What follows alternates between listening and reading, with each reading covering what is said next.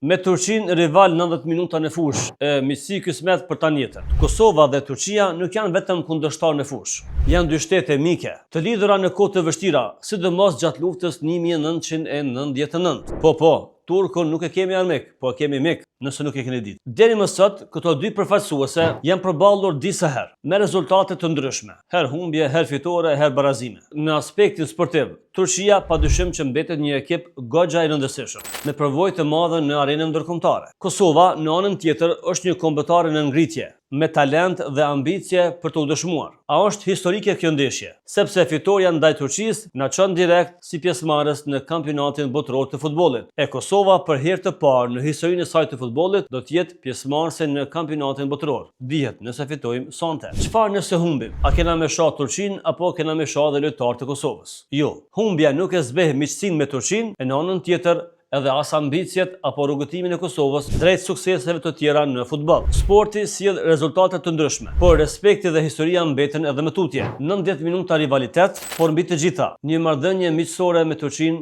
që nuk do të ndryshojë asnjëherë.